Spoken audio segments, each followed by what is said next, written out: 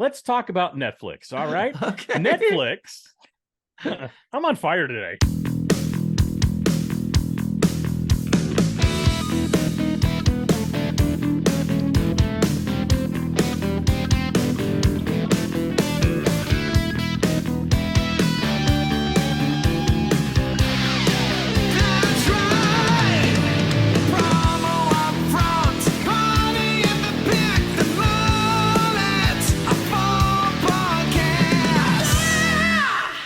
Young Kirby, the subject of promo fantasy. Wow. We want him so badly, knows what we want to be. And that's what we sing as we start episode 170 of the Promo Upfront podcast. I'm one of your hosts, Bill Petrie. With me as always, let's call him who he is, the king of Coshocton, the one and only Kirby Hasseman. Kirby, how the hotel are you? Yeah, I'm doing well. We took a big leap, as you were kind of referencing, and my wife and I bought a motel, and so that's exciting. And it's always good to be serenaded every time we do this, but I love it when now that you're making up new words to songs, which is man, it's like we're taking it to the next level. So I'm doing great, man. How are you? I'm doing good. I'm really glad to see that in addition to you being a slumlord in Coshocton, you're now going to own a flea bag. No, I'm kidding. You and Amy have done such a great job of rehabbing some of these older properties. I can't wait to see what you do with the motel, and I'm really excited for that. No, I'm doing well. Busy. Yeah, I bet you are. Super busy, but it's a good time of year. Promo cruise, it's hard to believe the second promo cruise is sailing in just 4 weeks, so we're getting ready for that. But it got me to thinking, as things often do. They do. I'd like to pause the podcast, if you don't mind. If you don't mind, if we just hit pause on the podcast and talk about something we don't normally talk about in the promotional products industry, Kirby, and that's stability. Okay. With all the changes that happen on a regular basis, and we're going to talk about some of those today, it's just as important to talk about companies that are established, stable, and strong. Yeah. That's why I'm always pumped when we get a chance to talk about our friends at Shepenco. For over 90 years and 4 generations of family ownership, Shepenco has genuinely cared about the success. Easy for me to say, the success of their clients, if I would slow my roll a little bit. And that, my friend, is the definition of stability. Wouldn't you say, Kirby? It really is. And I tell you what, when you hear about, 90 years is one thing, but those of us who have watched other, family-owned businesses go from generation to generation, it is really, really difficult to do and to do that successfully. And I think that's part of the stability, right? Is the idea of 4 generations being able to not only survive all of these different economic times, but thrive. It speaks to their mission. It speaks to their vision. It speaks to their quality. 100%, Kirby. I couldn't agree more. Another point, they only sell through promotional products distributors, and because of that, Shepenco is dedicated to doing more than just delivering quality merchandise at a fair price. They go that extra mile to ensure every distributor project is a resounding success.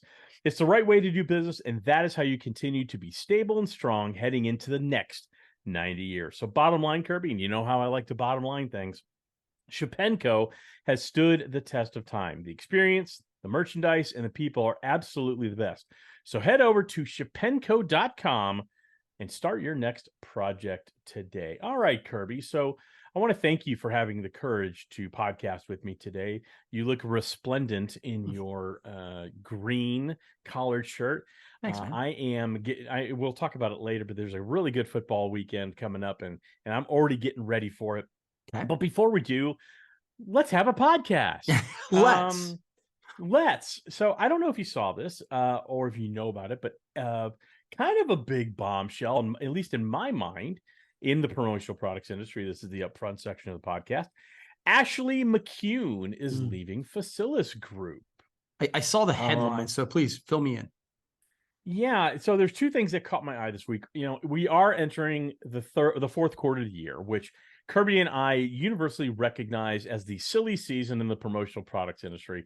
Everybody's trying to get all their chess pieces in the right order before they head into the big January trade show season, right? Vegas and Orlando and all that.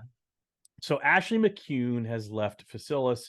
And then I also saw Brad White left Boundless to join Bamco. But for this conversation, I really want to talk about Ashley McCune. The press release, and that's crafted either both individually by Ashley McCune or by Facilis Group or some combination. I just thought it sounded strange. It Okay. was McCune is vacating the president's seat. Okay. It wasn't leaving to pursue other interests, time with family. It was just vacating the president's seat. And I don't want to read into that. I don't want to speculate. It just struck me as bizarre. That's it. Yep. Now, she said, although this decision was not easy, I am optimistic about the future of Facilis Group and the Pebble Group. Pebble Group is the big overlord that owns Facilis Group. I think they own Brand Addition as well. She continued, I leave the business on great terms with the confidence that our shared core values and mission will continue to drive this organization to even greater heights. So a lot of just generic business speak there. Nothing, and that's fine. That's probably what these things should be. So not a criticism. The CEO of Pebble Group is going to take over as acting president to find her successor. Now, I will say, I don't know if you've ever had a chance to work with or speak with Ashley. Many years ago, I had a cup of coffee at a Facilis distributorship for about 6 months. Didn't work out for a variety of reasons, which I'm not going to get into here. But I did have the opportunity to work with her. And at that time, she was the vice president of marketing and operations. And I will tell you, she is one of the most amazing, super creative, intelligent, and one of the most passionately dedicated people I have ever met. We've stayed in touch a little bit. She's just fantastic. I can't imagine working for her. I think it would be a very inspirational person to work for. So leaves a very big gap at a very large and impressive organization. I know you just saw the headline, but if you would just give me the grace of accepting what I said about Ashley and her leadership, at least my experience with it. What does this say to you when someone just, I'm done. I'm walking away. Yeah. But you mentioned that sometimes it's like what is said is really interesting because the way that it was phrased, and I don't have it in front of me, but when you were saying, I'm not pursue another what was it again? Say it for me. She said, although this decision was not easy, I am optimistic about the future of Facilis Group and the Pebble Group. I leave the business on great terms with the confidence that our shared core values and mission will continue to drive the organization to even greater heights. Yeah. Very complimentary. No. But the first part where it said she's vacating the presidency. Right. That's what I mean. The weirdie. Yeah. Because I was going, oh, well, then she's vacating the president's seat. Does that mean she's staying with the organization? She's leaving. That was the part that was a little bit wonky. And so, and more to the total top line industry comment is that anytime a leadership position at a big organization like this is toppled, it's concerning, I think, from a 10,000 foot view from the industry. Because I think as much as we all like to think that, oh, we're all individuals and, there is some continuity in our business. And so when a big and talented and as you said, creative person leaves the helm of one of the more influential organizations, it could have an effect. So this will be really interesting to see who they sort of place in that position moving forward. And it was, again, sometimes it's what's not said as opposed to what's said. Here's what I think. Here's my takeaway. And I guess the overall topic, if we're going to distill it down, because I need to distill it down to write the little description, but that's different. We'll talk about that later. When people walk away from an organization, large, medium, or small, and from a leadership role and just say, I'm moving on, that's to me never a great sign. It says a lot when people leave a job without a clear path. And it doesn't say much. It doesn't say anything negative to me about the person leaving. I always look at the organization they're leaving behind and wonder what's going on there. That's interesting. It's the same thing as if 6 people left an organization. Right. I wonder what's going on in that organization. When someone of leadership is leaving, there's something not kosher, at least in my mind there. And again, I don't want to speculate. I refuse to speculate because that's absolutely irresponsible. But there's something strange. It doesn't sit well just reading it to me. Yeah. Anytime there's a change at the top of any organization, I think it's a Yeah. trying time. So, I mean, hell, when there's anybody leaving any organization, we have a small organization and we had somebody leave in the last Right. couple of weeks, and it's just like, there's shoes to fill. And so depending on Sure. where they're at in the organization, Yeah. it can really have a big impact for sure. 100% Kirby, 100%. All right, Kirby, our good friends at Canada, gosh darn it. I don't mean to get salty with my language, but gosh darn it, they've done it again. That's right. They have solved one of the biggest challenges distributors have when it comes to gift giving season. That's great. Packaging. Yep, packaging, Kirby.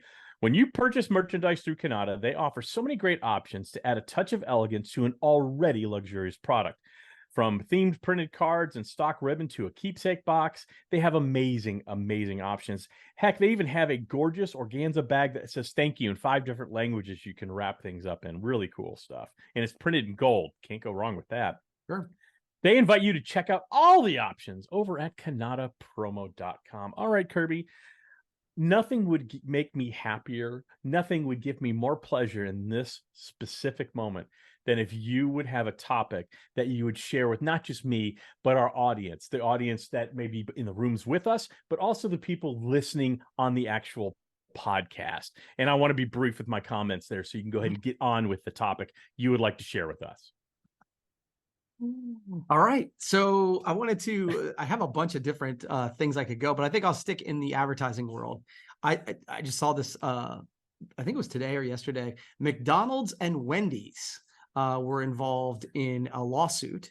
And Okay. according to a federal court, they have ruled that McDonald's and Wendy's can keep running ads that make their burgers look meatier and juicier than they actually are.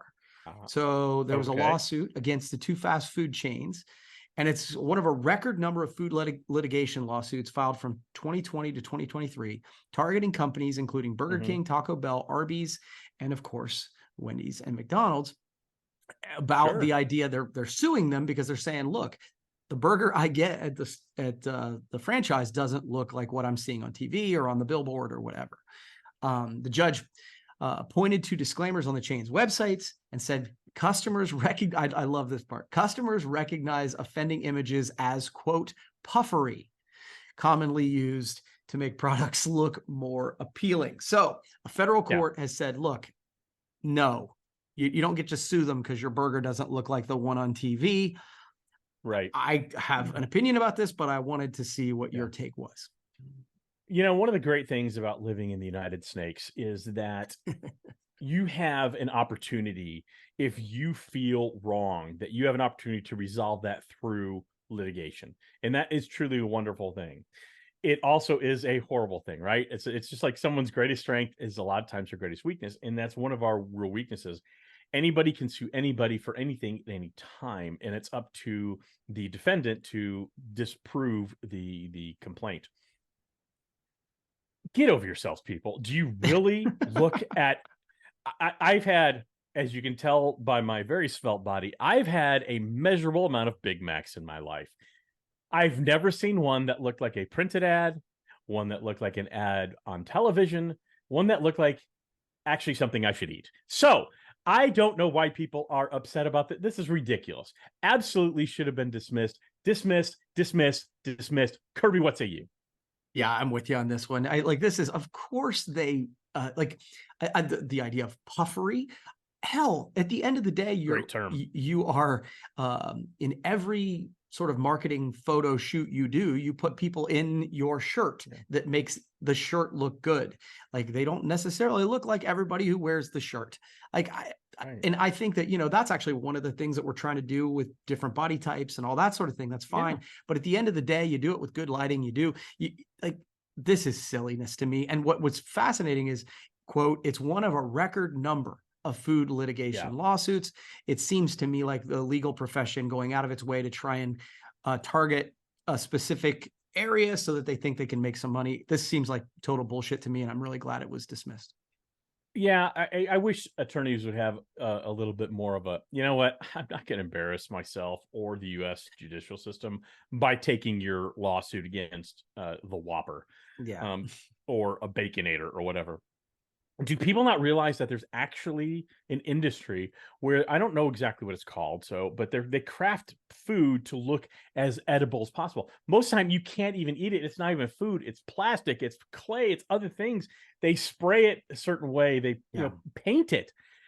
What you're seeing on the commercial, I hate to burst anybody's bubble. Not only is there not a Santa Claus, but that food's not real. Yeah. Okay, so don't sue people over it. All right. Well, Good, hey, good real topic, quick, Kirby. it Yeah. is so funny to me because it's just one of those things where you're like, again, you've kind of said it, but it's one of those where you're like, if we are, oh, I know the analogy I wanted to make. I almost feel like those lawyers who are doing these overly litigious sort of lawsuits, it needs to be like the replay rule. They need to be able to throw in their red flag, right? And if they don't get it, if it gets tossed because it's a frivolous lawsuit, then they only have one more lawsuit to file in the next 5 years. Like if you throw a challenge flag, you lose a timeout, right? Like you need to be put in some sort of lawsuit jail. You know what? If I can add to this, though, I just thought of something as I was pretending to listen to you, but not really. You know, when with the addition of AI, and I've created some AI images where you just put, make a hamburger. You can make what looks like an amazing looking meal. Does that cross the line? Because that is completely fabricated. I don't know. It's interesting. It's just with the technology. I mean, it really is interesting. I still think it would be just as frivolous, by the way, but it got me to thinking, as things often do. Yeah. All right. I teased last week we were going to talk about some 2024 business trend predictions. Oh, that's right. Yeah. We're absolutely not going to do that because it's way too early to get to 2024. Let's talk about Netflix. All right. Okay. Netflix. I'm on fire today. Yeah, you are. You know why? Thursday's my favorite day of the week. We're recording on a Thursday. That's right. Yeah. No And tomorrow's Friday. It's nothing. It's neither good nor bad. It's just here. All right. Netflix is cranking up the volume. They're turning it to 11 on their merch business. Okay. All right. So some of the biggest sellers are like a Stranger Things Hellfire Club t-shirt. That's a bestseller. They're even putting out bridal dresses that are Bridgerton themed, which is kind of like softcore sassy stuff for the ladies. They're bridal dresses that are going to debut this December. They range from about $1,500 to $3,000. But now what they've missed out on a couple of opportunities because sometimes the merch does take a long time to produce, especially when it's fully custom, like bobbleheads, figurines, and things like that. So now they are, instead of waiting to see how shows perform in jumping on the merch bandwagon, they're making merch 12 to 18 months in advance for at least one new show called One Piece. They've a bunch of apparel. They're doing a clothing drop collaboration with PacSun, and they're doing some chocolate bars collaboration with FYE. And they're doing it, like I said, because they've been burned before. When the show Wednesday got very popular, I don't talk, so maybe you saw this. But there was a Wednesday dance that kind of went viral, and they missed out on capitalizing on that through merchandise and financially. So I want to get your thoughts on this. It's definitely, it's at its very core, it's gambling. We think this show is going to be good. We think there's things in here that we can pull out, extract, and merchandise them. But, you're running a real risk here of having a lot of dollars sitting on the shelves because it didn't get popular. And I wanted to get your thoughts on that. Yeah, I don't think it's that big of a risk, to be honest with you, Bill. I think I think that what you're doing is doing what we tell people to do all the time. They're utilizing another form of media to promote a show. If Ted Lasso shirts, the AFC Richmond shirts were available for Apple TV, that one, right? It would have gone. Not only would I have gone out and bought the shirt, right, because I was a big fan of the show, but I would have been seeing it in retail. I would have been seeing it in all those places. So it would have made me more likely to go watch the show in the first place. And I think that's the piece that's like, yeah, there's the merch and there's the revenue side, but at the end of the day, the revenue will follow the eyeballs. So if you can utilize the merch to create more eyeballs, then I think it kind of creates a double whammy. You've got revenue and advertising for it. And I think, to me, that's the best of both worlds.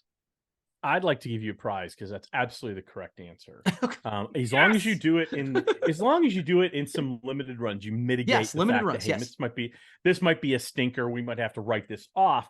But yes, you could actually use merchandise to drive people to your content, right? Exactly what we teach people Yeah. to do. Yeah. So 100%, I think it's smart. Again, I think you have to be picky, a little choosy, Yeah. limited runs. Like if you're going to do custom bobbleheads, I would not go bananas on those, but Yeah, well, that's just but me. I mean, but you talk about this all the time when people do these special merch drops. Kentucky Fried Chicken does a thing of yeah, Crocs or whatever. They yeah, purposefully do a smaller amount of them, correct. right? Well, that's what I'm Because they saying. want there to be scarcity, which Right, increases value. Like, so yeah, of course you're going to think through that and try to build that scarcity in so that yeah, then if it goes crazy, you create a secondary market where people are selling the shirts and all that stuff online.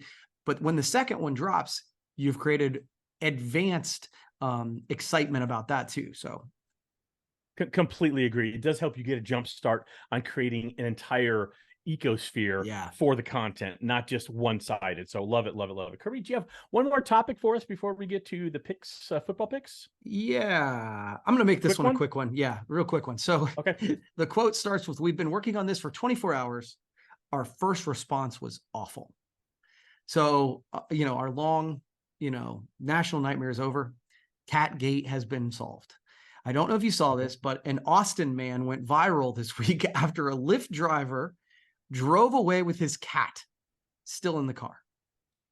Okay. They took off. And he, of course, called Lyft's customer service and begged them to have him bring it back. They ignored him.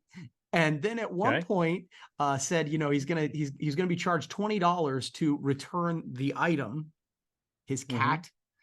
Mm-hmm. And the complaints finally went to the desk of the CEO, who apologized Right. about it. Sure. And they said that they're going to they're going to pay for the vet bills for the cat, No. Okay. which begs the question, what the hell did the driver do to the cat? So, Yeah. so I guess real quickly, it's just to me, this Yeah. is just a really funny story, but it goes to the Yeah. idea of how customer service is Right. marketing. Like this It became is. a nightmare for Lyft because they just weren't human. And so I just wanted your Right. take on that story. Yeah, my take on it is that CEO's a marshmallow for giving in to the guy. Guy got in. He knew what he was getting into. There's an implied contract. You get in the car that you are renting for, the drive with your stuff, whether it's a phone or in this case a cat, and you leave it. That's not the problem of Lyft. That's your problem. I'm joking. I'm kidding. It's like I was hoping you were going somewhere with that. You're No, crazy, man. there's a little bit there. Look, obviously, when it's a living being, they should be a little more responsive than if it's somebody's cell phone, although that is probably just as traumatic to most of us. Yeah. Um, what it shows me is, like you said, there was no humanity in it, so you have negative marketing now because people see that. To me, I would, if I was CEO, and I'm not, but I would say, we dropped the ball here, and so we're going to implement, and we're going to have it done in the next month, 30 days, a way on the app to retrieve lost items. If it's your item, we're going to charge you because that's on you. If it's a phone, if it's a briefcase, a backpack, you should be smart enough to get your stuff. I mean, we all should be, but we all forget things too. We're all human. Right. If it's a living being, if it's a cat, a dog, you're going to the vet. I assume, I don't know, but I Yeah, assume the whole the thing's guy weird. was going to the vet or whatever. It is. I don't know why an Uber or Lyft driver would allow some sort of dog or cat in their car anyway, but whatever. If it's something like that, we still might charge you because you should remember your cat. Sorry, that's just weird. But with it charge, but we're going to immediately get that back to you. There's got to be a way to do that and create. You're not going to create a positive out of it, but what you can do is say, there was a problem. We didn't see it. We had a customer who experienced it, and we didn't handle it very well. Yeah. This is how we're going to handle it going forward. And then people can like it or not like it. Yeah. But again, you get in a car, you get on a plane. How many of us have left headphones on a plane? Right. I've left headphones on a plane, walked 13 rows, got off the plane on the jet bridge, and realized I left my headphones. Can I go back on the plane? No, but we'll go check. I'm sorry, they're not there. So somebody took them, but that's not on the airline. That's on Right. me. So there is while I was joking at the outset, there is a little bit to, hey, it's on you. So I do think there should be some sort of why would the financial Uber impact. driver or Lyft driver still want the cat? I would be turning around and taking it back right away. Like the whole thing is just weird. And how do you forget the cat? I mean, that's kind of that's like whatever. Anyway, all right, Kirby. So next week we will do the 2024 business trend prediction. So I don't believe that's you. a tease. Okay, right. Stick around for that. All right, we have got football picks, kids, and this weekend, and this is benefiting our good pals over at the Promotional Products Education Foundation. This is some really good. This is some great football this weekend. We've got great college games. We've got great pro games, but we're going to pick 6 high school games here in Tennessee. I'm joking. No. All right, Kirby. We got the Southwest Shootout to start us off. Number 11 Oklahoma, the Sooners, playing the number 3 University of Texas Longhorns. That's a neutral site game in Dallas at the Cotton Bowl. Who do you got, Kirby? Yeah, Texas has looked pretty good this year. Oklahoma, I've struggled to trust Oklahoma since Venables has gotten in there. So I'm going to go Texas on that one. All right. Looking at this game, I wish nothing but failure on the University of Texas and anything that they touch. And I think Oklahoma's found a little something. I do. Okay. They're undefeated as well. I think they found a little something. So I'm going to go Sooners on that one. I am definitely going all Oklahoma on Sooners there. I don't know what that means. All right. Number 20, Kentucky Wildcats. Yeah. At Georgia, between the hedges, facing the number 1 ranked Georgia Bulldogs. Who do you got? And by the way, both are undefeated, Kentucky and Georgia. Yeah, it's Georgia. It's at home. I think Kentucky's a great story. It's cute. Yeah. Georgia. Yeah. I watched as I was tailgating with my son, both my sons last week in Sandy, and cooking for a bunch of kids. We had some of the games on, and watching the Kentucky game, I think they found a little something. I think last week they found a little something. So I'm going to go with the Kentucky Wildcats. Wow. I am going to go big upset Kentucky Wildcats. All right, okay. Kirby. The number 11th ranked Alabama Crimson Tide rolling in to College Station, Texas to play the unranked 4-1 Texas A&M Aggies. Who do you got? You go first on this one. I want to hear who you're picking. So while we were waiting to start the tailgate, because it was a late game last week at Mississippi State, it was an 8:00 start. So we went to Buffalo Wild Wings, had a dinner and all, or had lunch, Sandy and I did. So we were able to watch the entire Arkansas Razorbacks A&M game, and lost starting quarterback, but I think the backup quarterback for A&M actually is a better fit for the offense. That's no joke. I think the Aggies have found a little something. Give me the Aggies in a full-blown upset in College Station, Texas. Boy, that's a good one. All right, so we haven't agreed yet, right? Nope. We're oh, I didn't even go to the records. I'll do that at the end where we're standing, but yeah. Go ahead.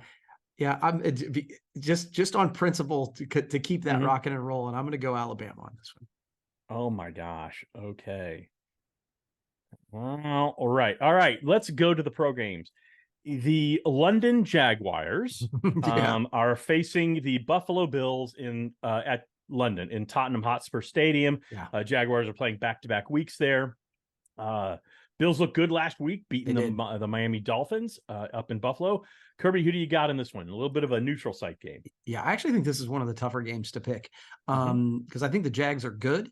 I think the Bills seem to go up and down, and I feel like they just had their up. And I feel like this is damn near a home game for Jacksonville. So I'm going to go Jacksonville on this one. I think this is a little bit of a different pick, but I'm going to go Jacksonville. I like that. I like that. So I watched the Bills-Dolphins game when we got back, or most of it when we got back last weekend. And I expected Miami to win that game. We both did, I believe. Yeah, I think we both picked them. Did not win that. I think the Bills have finally found a little something. I think they found Even something. So, give me the Jaguars. I'm taking the Jaguars in London. Okay. All right. The New York Football Jets, as pathetic as they are, head into an equally pathetic, if not more so, Denver Broncos stadium on Sunday in a game that 16 people will watch. I'm not going to be one of them. Who do you got, Kirby? Jets or Broncos? Was it last week? Something's got to give. That was your theme. Something's got to give. Yeah, something's got to give. At the end of the day, Russell Wilson has not been what they had hoped Russell Wilson was going to be in Denver, but I still think I believe more in him than I do Zach Wilson. So I'm going Denver at home. All right. Yeah, I watched, as I think we all did, for Sunday Night Football for Taylor Swift. Yeah. And after it was a great game. It was a great game. And afterwards, I kind of shook it all off, kind of gotten ready for, the next day of work, of course. I think the Jets found a little something. A little something. Okay. I don't know what that is, Kirby. I'm going to go the Jets. I'm going to go the Jets. And then, I don't think it's a terrible call. That one's a tough one. The big game of the week, the Dallas Football Cowboys heading into Santa Clara, California to take on the San Francisco 49ers. Who do you got? I think the winner of this could be America. This is going to be a good game, I think. I'm excited about it. Both good teams. Both have looked pretty good. But I think I'm leaning 49ers on this one. It would not shock me if Dallas won, but I think I'm going 49ers. I don't blame you on that one. It's going to be a tough game. I think it's going to be, hopefully it's a good game. Yeah. I don't know if we get good Dak Prescott, bad decision Dak Prescott. You just never really know. I am going to take the Cowboys because I think they found a little something. But I think the real game is the game within the game. It's on Sunday Night Football. And I think I'm going to set the over and under at 17.5. The amount of times Chris Collinsworth starts a sentence with, "Now here's a guy."